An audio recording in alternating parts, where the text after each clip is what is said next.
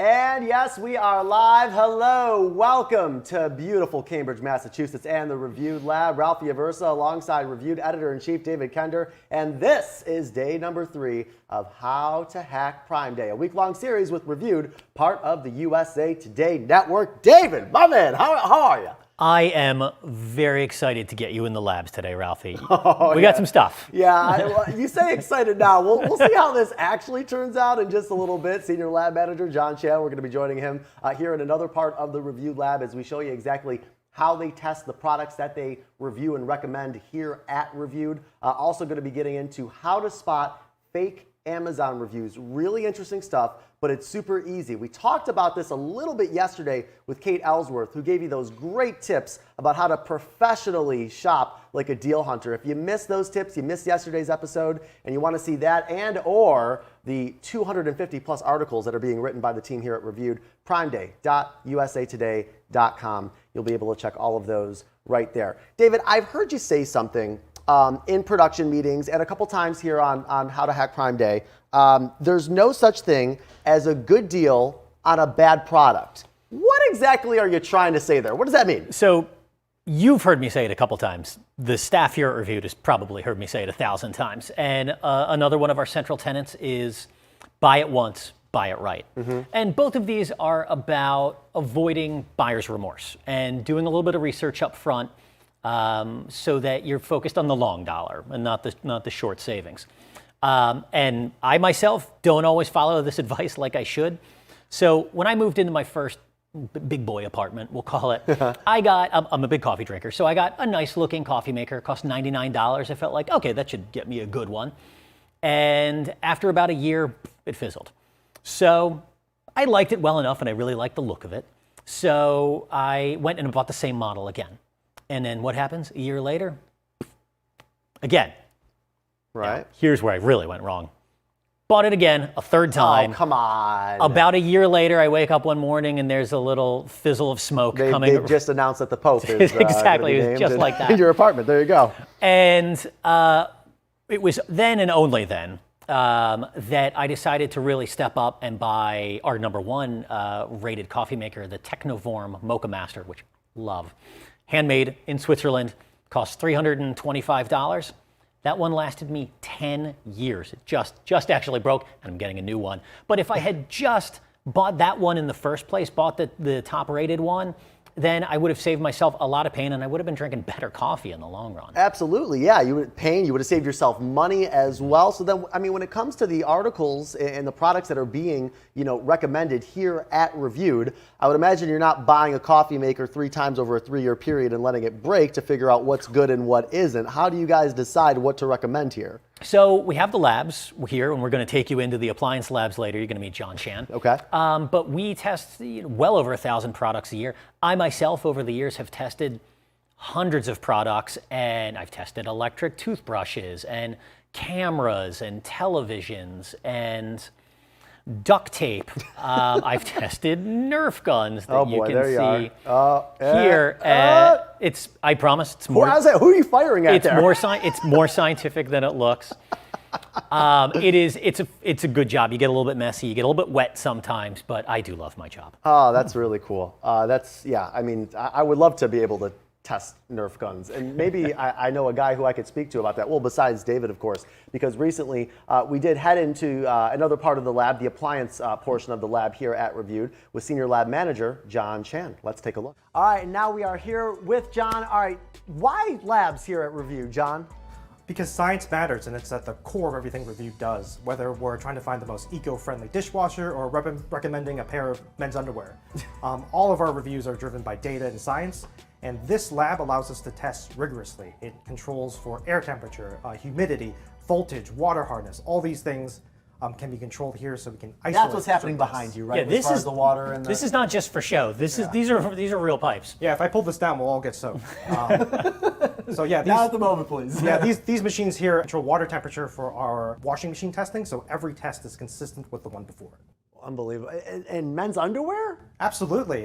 You gotta, if you're gonna put, something so intimate, you need to know if it's good quality, that's gonna last, that's gonna be comfortable, and we're gonna test for all those things. Unbelievable. Well, one thing that I know you're testing because it's a very popular item is robot vacuums, but how do you go about testing those? So the majority of the testing is done on a robot vacuum obstacle course that has like little things for, it's got little things for furniture, it's got all different types of rugs, it even has a mirror just to check if the robot vacuum has a existential crisis. All right, so we've mentioned robot vacuums and dishwashers and men's underwear. What else are we testing here in the labs?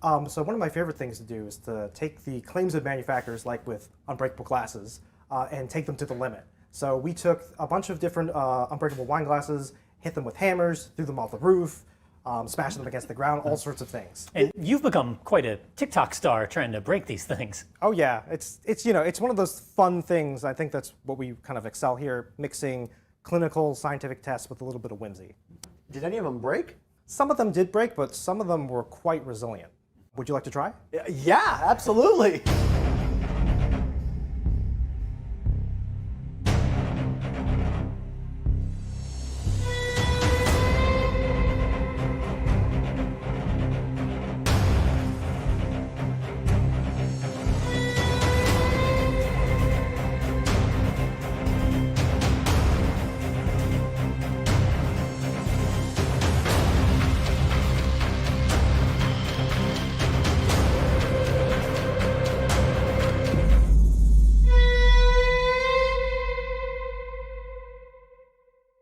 All right, well, perfect. Now, if I'm in the market for unbreakable glass, I know which brand to buy. Getting back to robot vacuums, though, popular on Amazon, whether it's Prime Day or not, which brand would you recommend? It sort of depends on your budget. If you're going for something that just gets some pet hair or a few dust bunnies, I'd suggest getting the Eufy 11S. It's very thin, so it can get under furniture and toe kick areas. But if you want all the bells and whistles, I'd suggest getting the iRobot Roomba i7 Plus, which is programmable, it's got great navigation, and it empties itself for up to 30 days. So everything it picks up off the floor, it can put into a sealable bag so you never have to see or smell or touch anything gross. That's cool. Yeah, I was like, it's amazing how far these have come since you guys started testing them. Absolutely, yeah. Oh, unreal. Well, again, you could find those over at review.com. You're going to be searching through reviews for certainly the robot vacuums. And as you're searching through those reviews, especially the ones on Amazon, you're maybe trying to figure out, well, which ones are real and which ones are fake. We'll tell you how to spot those fake ones next. And before we get into the fake reviews, we should say that if there's one person here on this set that needs professional supervision, it is this guy right here. I know a lot of these things look fun and cool. Please do not try this stuff at home. The team here at Review, they are all professionals. These we are tests professionals. Yes, you absolutely. I mean, I've gotten to see it and experience it firsthand. The reviews that they put these products through, there is meticulous amounts of detail that go into these things. So please do not try it at home. All right. Now that that's out of the way, though, and I was not able to break that glass.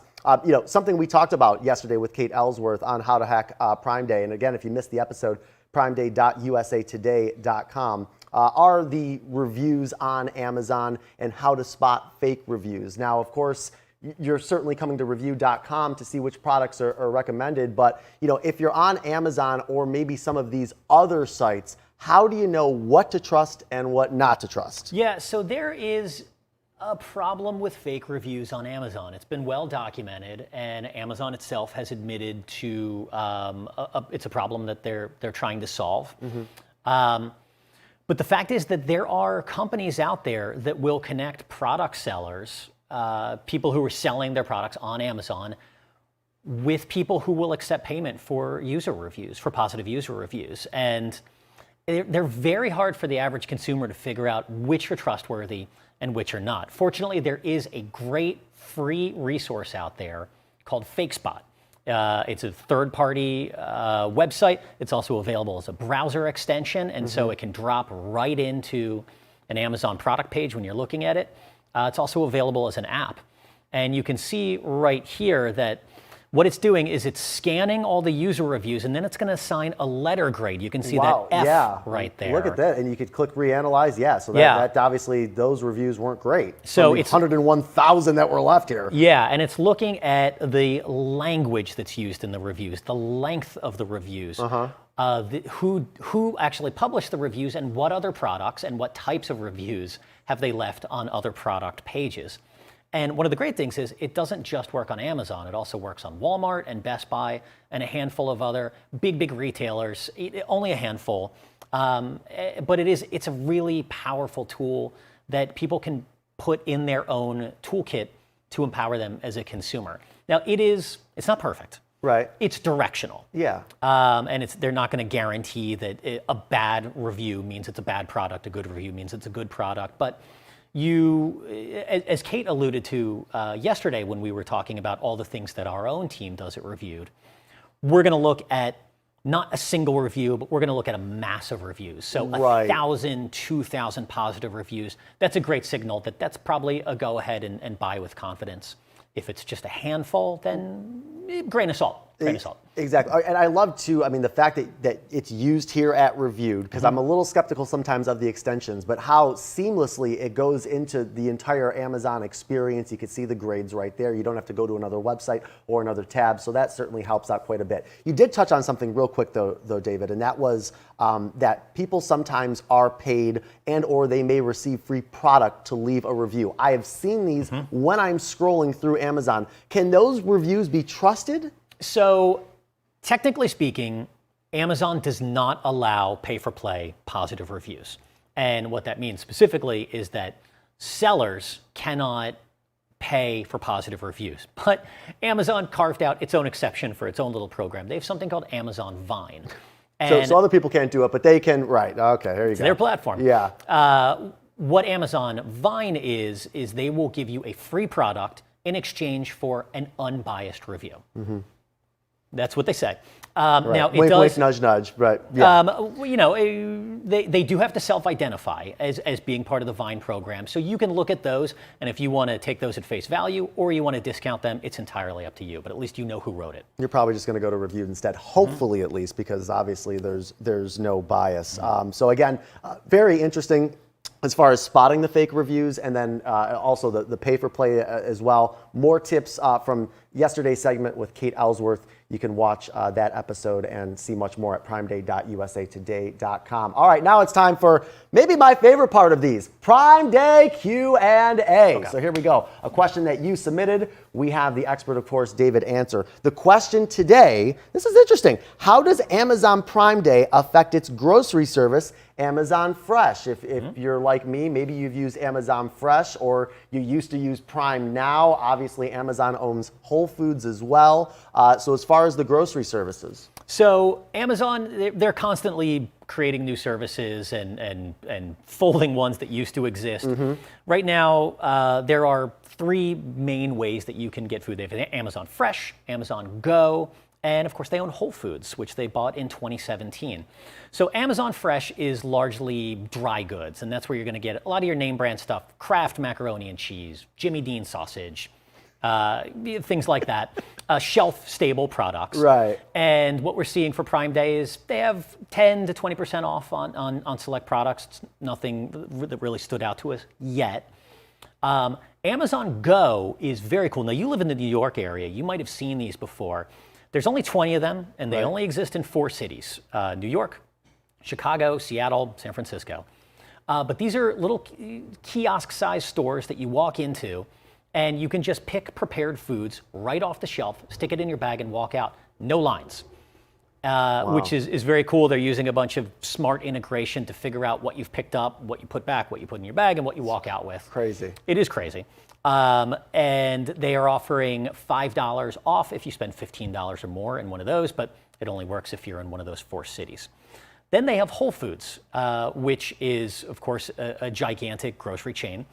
And we haven't seen any major sales from them yet. I got a couple bucks off fish and stuff like that, but it's everyday grocery deals. I want a little ahi tuna maybe for dinner at some point. Perfect. I'll be good to go, but and otherwise. They may have more deals coming up in a couple days when Prime Day actually starts. Again, primeday.usatoday.com to see those deals and many, many more, including watching tomorrow's episode or today's on demand if you tuned in halfway through, or yesterday's or the day before if you missed that.